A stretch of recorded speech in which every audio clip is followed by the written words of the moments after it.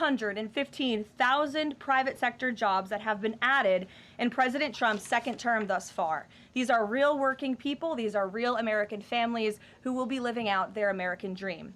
Meanwhile, federal government employment has shrunk to its lowest level since 1966, saving taxpayers $29 billion annually. And all of the net job growth under President Trump has gone to native-born Americans, ending the disgraceful pattern under Joe Biden of job gains going to non-citizens and illegal aliens. Additionally, on inflation, the new CPI report is even more proof of the progress made by President Trump. Despite all of the doom casting from the so-called experts, the president has managed to utilize powerful tariffs to secure trillions of dollars in investments into our country and rebalance our trade deals while simultaneously cooling inflation. Year-over-year inflation fell to 2.4% in January, beating expectations again and marking the lowest level since May. Core inflation, the best measure of inflation, dropped to its lowest level in nearly 5 years. Meanwhile, real average hourly earnings for all private sector workers rose in the month of January, which means more money is going back directly into people's pockets. After only 1 year of President Trump back in office, real earnings for all private sector workers have outpaced inflation by nearly $1,400, earning back roughly half of the $2,900 they lost under Joe Biden when 40-year high inflation was stealing Americans' purchasing power. President Trump's policies are and will continue to allow Americans' incomes to go further for bills, retirement, and achieving the American dream. A key part of the American dream is buying a home, and that is finally becoming more affordable under this president. This past week, it was announced the annual mortgage cost for a new home has fallen by $4,000 so far under President Trump, after rising by roughly $15,000 under Joe Biden. As a result, mortgage affordability has reached a 4-year best following recent bold action by the president to make home ownership more attainable for American families, not large Wall Street corporate institutional investors. At the same time, national median rents have fallen to a 4-year low and have declined for 6 consecutive months. The annual rental cost for a new rental unit has fallen nearly $100 so far under President Trump, after rising more than $3,000 under Joe Biden. And many are crediting that to the president's deportation efforts to remove illegal aliens from our communities and therefore from housing that should be used for American citizens. At the grocery store, the price of eggs, dairy, cheese, fresh fruit, apples, oranges, potatoes, tomatoes, and butter have fallen since President Trump took office, and he is continuing to fight for even lower prices at the grocery store for the American consumer. At the gas pump, fuel prices are down by almost 10% over the past year. The average national price for a gallon of regular gas is now less than $3 and is approaching $2.70 in some states, and much lower than that in many states across the country as well. We've seen in several states gas is under $2 a gallon. And at the pharmacy, prescription drug prices are down over the past year, with even more price relief ahead for American patients, thanks to President Trump's most favored nation drug pricing deals and the great health care plan, which he is calling on Congress to pass as soon as possible. What President Trump wants Americans to understand is that this is only the start and the best is yet to come. The historic success that we have seen since he took office is just the beginning of enormous growth and opportunity that we are about to witness, and I know the president looks forward to hitting the road and being with the great people of Georgia tomorrow to talk about just this. So with that, today, I know there's a lot of news. I will open it up to take your questions, and we're going to start, as always, with our new media seat, the great Michael Graham from Inside Sources. Thank you for being here, Michael. Thank you for having us, and thanks from our 200 newspaper partners around the country. So you mentioned gas. We didn't mention natural gas. And back where you live, your friends and family are paying among the highest prices for natural gas to heat their home and for electricity generation, the #1 source of power across New England. The cheap gas is in Pennsylvania. The 2 highest places to buy gas in the country, New York City and Boston. The problem is the blue states will not allow the gas to travel to produce electricity or to reach customers. When President Trump first came back in office, there was some talk, him and Governor Hochul in New York possibly reaching a deal. When will consumers in the Northeast feel relief from President Trump's energy policies, and what can he do about state objections to expansion of infrastructure? Then I have a quick follow-up. Sure, absolutely. Well, the president has promised all Americans across the country, and in particular in the Northeast, where we do face much higher costs of electricity and of energy, unfortunately, because of the Democrat policies in the area. From the federal government's perspective, the president and the National Energy Dominance Council, Secretaries Wright and Burgum, are doing all we can when it comes to federal permitting. The drill baby drill agenda is obviously underway. The president has made a huge push for more fossil fuels in this country. You look at what he did last week with respect to coal. Coal truly keeps the lights on in this country. We learned that in the recent winter storms. However, there's only so much that can be done at the federal level. That's why the president has called on blue state governors to participate in this energy dominance agenda, including governors in New England and the Northeast, by contacting Governor Hochul directly to get this Constitution pipeline underway. This is not only going to bring down the cost of energy in the Northeast, it's also going to support job growth and energy affordability and more opportunity for workers in the Northeast. And I just have a quick statistic here on energy that I found fascinating, and it's obviously true because I'm saying it up here. Red states with Republican legislatures currently enjoy lower average retail electricity prices than blue states with Democrat legislatures. And that's exactly why the president is calling on all blue state governors across New England and the Northeast to get on board. Let's bring prices down for all Americans, whether they live in a red or a blue state. So right down the street from your alma mater, San Anselmo College, you talk about building an ICE facility that's causing a lot of political agita in New Hampshire, and for the Republican governor, Kelly Ayotte. Seems to be some miscommunications argued on both sides. Even Republican supporters of Trump who live in the town say, we're not sure we want this. What's your message to the folks in New Hampshire about this proposed ICE facility? The message is that illegal immigration, while the border is secure, is still a problem across our entire homeland. And the previous administration allowed nearly 20 million illegal aliens from countries all over the world into our country. And the president and Secretary Noem have done a phenomenal job at deporting. Nearly 3 million illegals have left the country either through deportation or self-deportation over the past year. But obviously, there are a lot more illegal alien criminals left in our homeland. That includes in New England. There are many within our communities in New Hampshire, in Maine, and definitely in Massachusetts and in the Boston suburbs that need to be arrested, detained, and deported back to their home countries. And so the president and Secretary Noem, and I know ICE, are engaged with local governors across the whole country, including in New Hampshire, to open more detention facilities. This is an unfortunate consequence of the previous administration's border invasion that the president has thankfully put a stop to, but of course we still need to grapple with the illegal alien criminals who are here, and that requires more detention space. Thank you, Michael. John. Garrett. On Iran, I'm not asking you for like military secrets here, but can you share? Know I would be never so unwise. Unless you want to give them. Can you share a little bit about the president's thinking on whether or not to strike Iran, who he's talking to, what information he's consuming, and why a strike might be necessary on a nuclear program he says was obliterated by the last U.S. strike? Well, there's many reasons and arguments that one could make for a strike against Iran. The president had a very successful operation as commander-in-chief with Operation Midnight Hammer, as you know, as you just said, totally obliterated Iran's nuclear facilities. The president has always been very clear, though, with respect to Iran or any country around the world, diplomacy is always his first option, and Iran would be very wise to make a deal with President Trump and with this administration.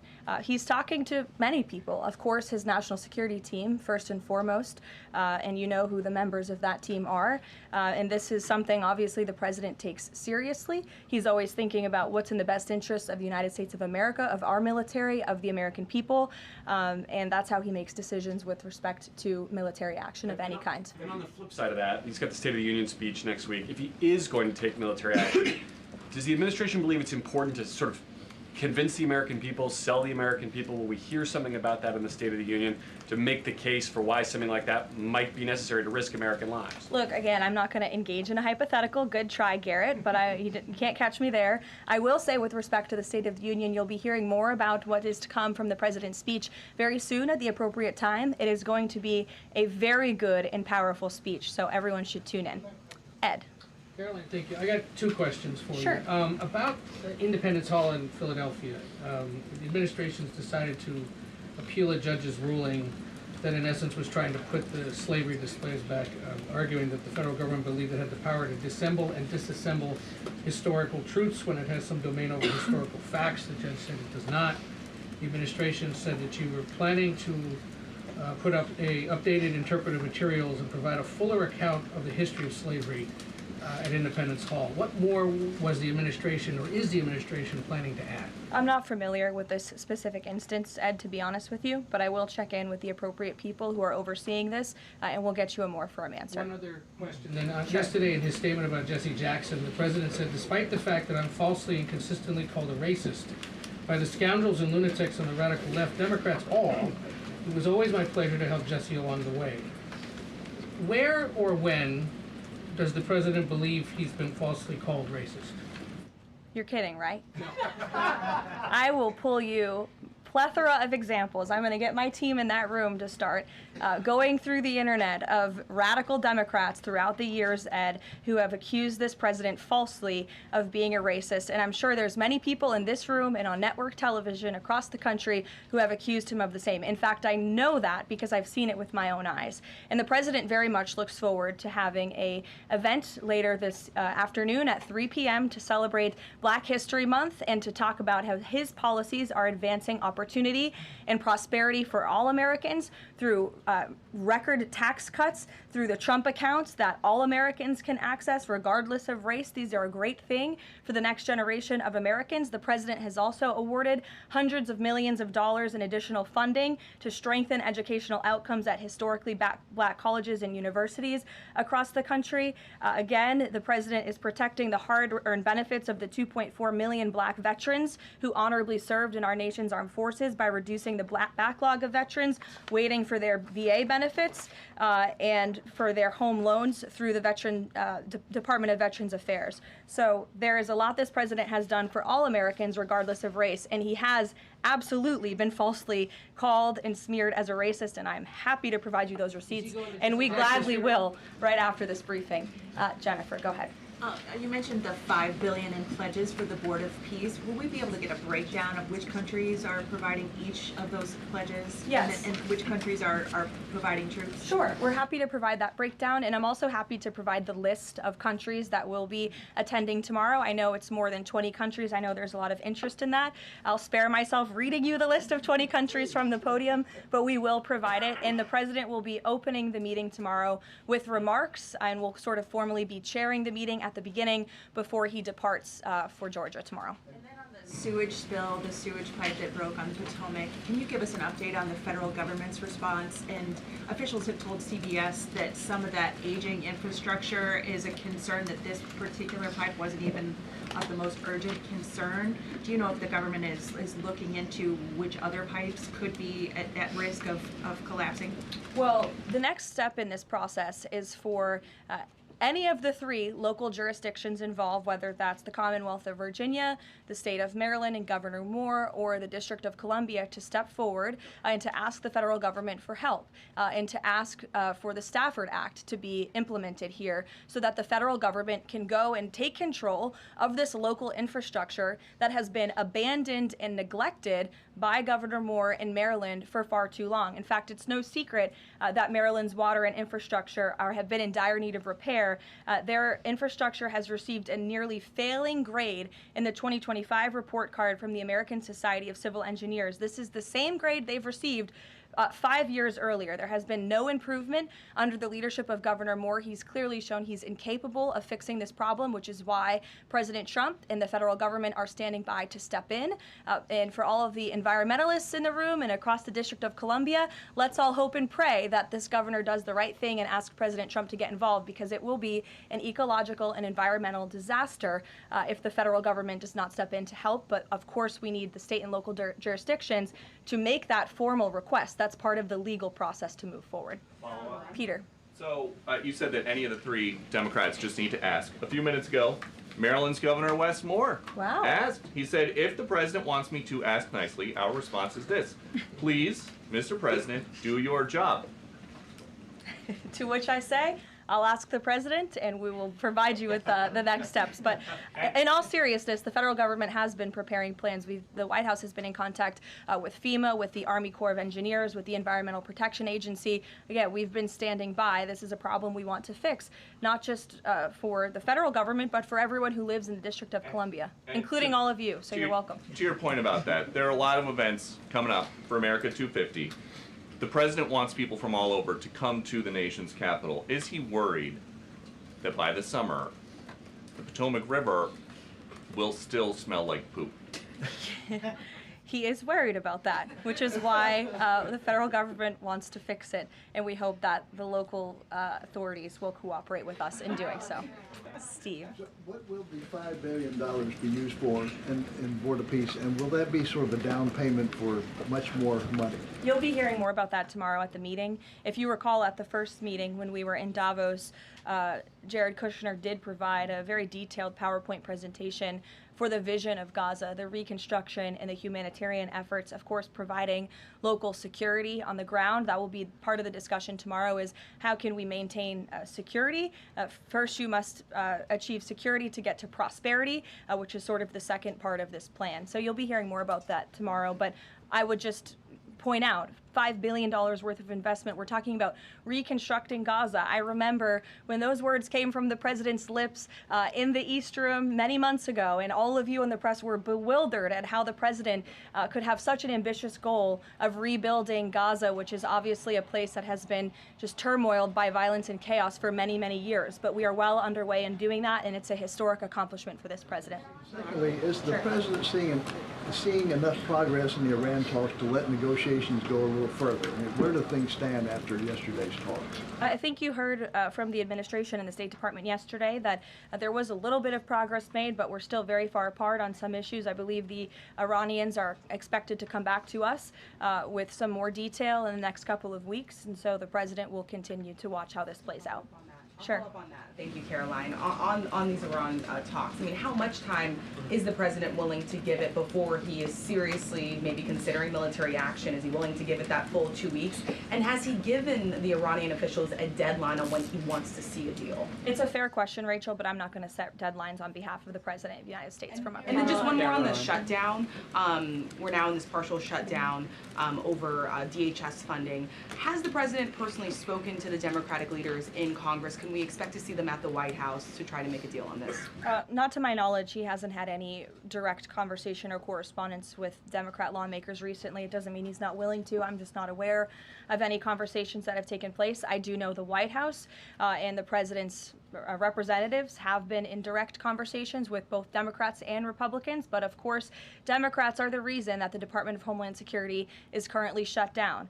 They have chosen to act against the American people for political reasons, and now we have FEMA workers, the men and women of the United States Coast Guard, men and women of TSA who keep our airports moving, who will be working without paychecks for no good reason other than the Democrats wanting to pick a fight with Donald Trump. And the president thinks that is irresponsible and despicable. He wants the government to be open. We've been engaged in good faith negotiations with the Democrats. Last night they sent over a counter proposal that frankly was very unserious, and we hope they get serious very soon because Americans are going to be impacted by this.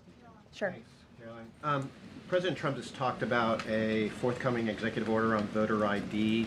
Is there more details you can provide about for that? And can you talk about any steps that you're taking to overcome core challenges that you've kind of faced in this area before on voting? Well, as the president said in that Truth Social post, he's discussing and exploring legal options for a potential executive order with respect to voter ID, but this is something he's made very clear he wants Congress to get done. The Save America Act is a common sense piece of legislation that has now passed the House of Representatives to ensure that voter ID is a requirement in the United States of America. This is a common sense policy that nearly 90% of the country agrees with. You need an ID to go and purchase alcohol. You need an ID to go to the library and check out a book.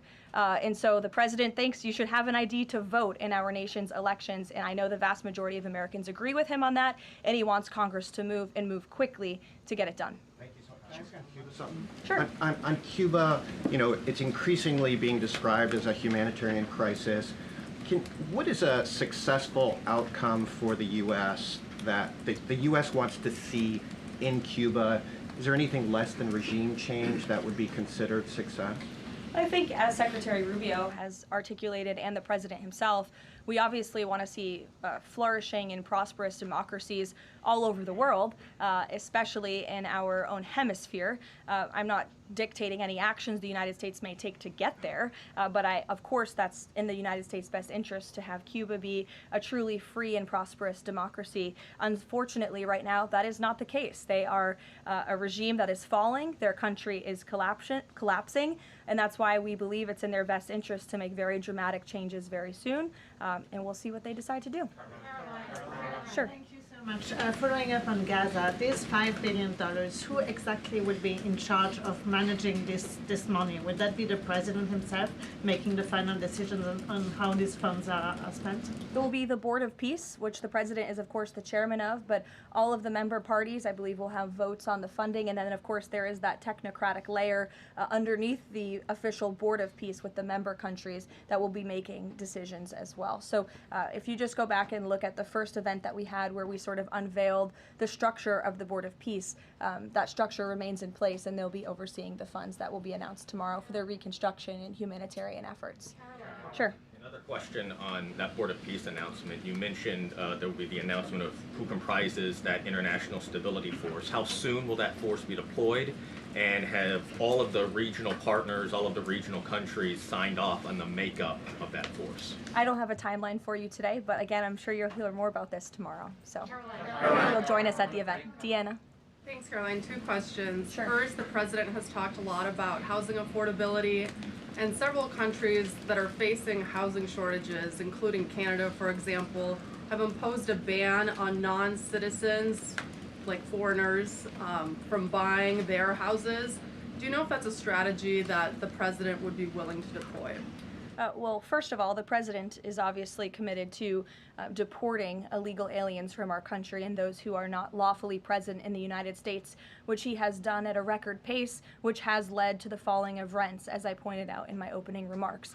Secondly, the president has recently announced that he is fighting for a ban on institutional investors and Wall Street billionaire corporations from buying up single-family homes that should be lived in his opinion, by American families. We know this is going to have a remarkable impact on the housing market and on prices and supply and demand for the American consumer and the American family. And then thirdly, the president is also expediting permitting as fast as we possibly can to build more homes, to increase supply, to obviously bring down the cost of home ownership and purchasing homes for the American people. And then also, as I mentioned as well, we do see mortgage rates falling. So all of this is combining to make housing more affordable in this country. There's still a lot more to do.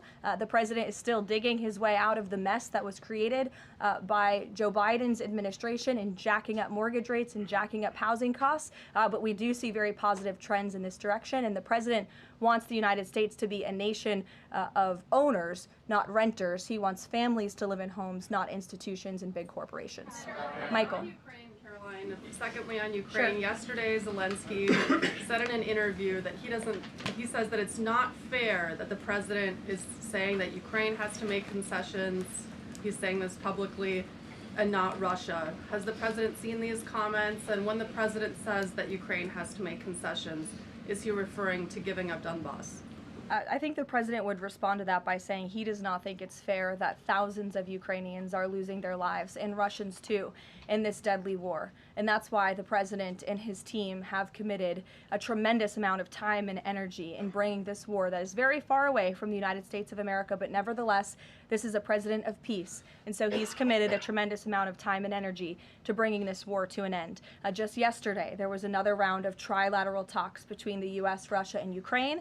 There was meaningful progress made in both parties. Both sides agreed to update their respective leaders and to continue to work towards a peace deal together. So there will be another round of talks in the future, but I think the president views this entire situation as very unfair, not just for Russians and Ukrainians who have lost their lives, but also for the American people and the American taxpayer who were footing the bill for this war effort before President Trump put a stop to it.